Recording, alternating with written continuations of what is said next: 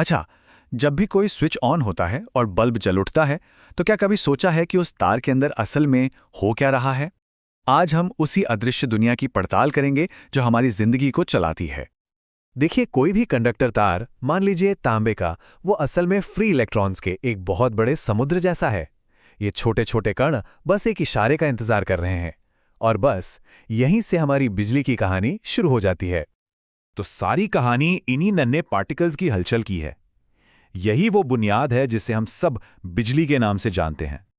जब इन इलेक्ट्रॉन्स को एक धक्का लगता है ना, तो वो सब एक साथ एक ही दिशा में मार्च करने लगते हैं।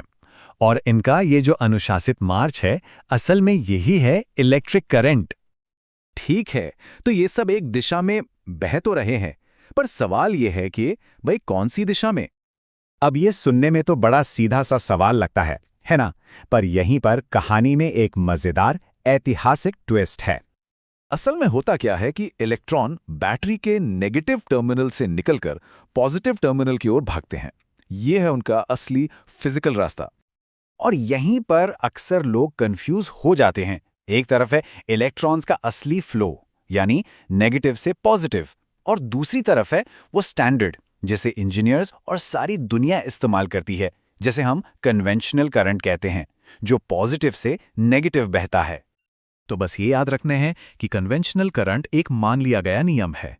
भले ही इलेक्ट्रॉन असल में उल्टी दिशा में जा रहे हों, पर जब भी हम सर्किट को कागज पर समझते हैं तो इसी स्टैंडर्ड का इस्तेमाल करते हैं।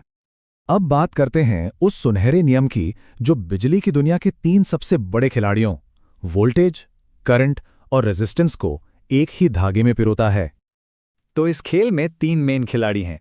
वोल्टेज, जो इलेक्ट्रॉन्स को धक्का देता है, करंट यानी उनका बहाव, और रेजिस्टेंस, जो उस बहाव को रोकने वाला घर्षण है।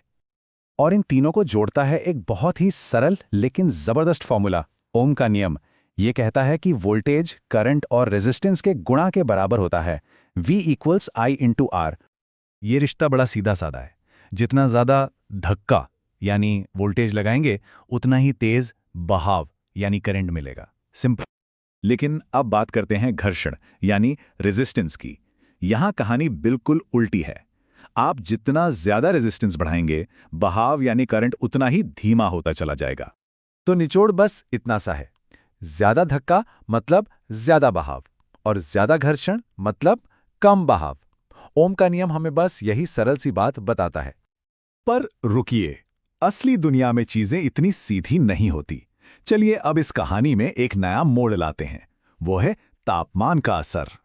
और ये सवाल बहुत ज़रूरी है, क्योंकि इससे पता चलता है कि हमारा जो ये घर्षण है ना, यानी रेजिस्टेंस, वो हमेशा एक जैसा नहीं रहता, ये बदल सकता है।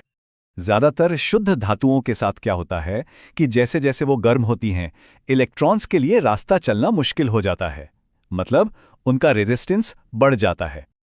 और इसी चीज़ को साइंटिफिक भाषा में कहते हैं पॉजिटिव टेम्परेचर कोएफिशिएंट। इसका सीधा मतलब है टेम्परेचर ऊपर गया तो रेजिस्टेंस भी ऊपर गया। लेकिन मजे की बात तो ये है कि हर मटेरियल इस नियम को नहीं मानता। तापमान और रेजिस्टेंस का ये रिश्ता हर किसी के लिए बिल्कुल अलग अलग हो सकता है। तो मोटे तौर पे हमें 3 तरह के मटेरियल्स देखने को मिलते हैं। कुछ हैं जो गर्म होने पर ज्यादा रेजिस्टेंस दिखाते हैं, कुछ का रेजिस्टेंस गर्म होने पर कम हो जाता है, और कुछ ऐसे भी हैं जिन पर गर्मी का लगभग कोई असर ही नहीं होता। इलेक्ट्रॉनिक्स की दुनिया में सही मटेरियल चुनना इसी समझ पर निर्भर करता है। तो चलिए एक बार फटाफट से इस पूरे सफर को फिर से देखते हैं। हमने शुरू किया एक अकेले इलेक्ट्रॉन की चाल से, जिसे हमने करंट कहा। फिर ओम के नियम से उसके बर्ताव को समझा, और आखिर में देखा कि कैसे तापमान इस पूरे खेल को ही बदल सकता है। तो अब एक आखिरी सवाल, जो इन सब बातों को असल दुनिया की इंजीनियरिंग से जोड़ता है।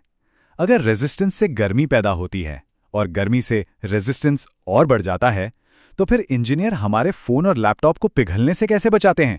इसके बारे में जरूर सोचिएगा।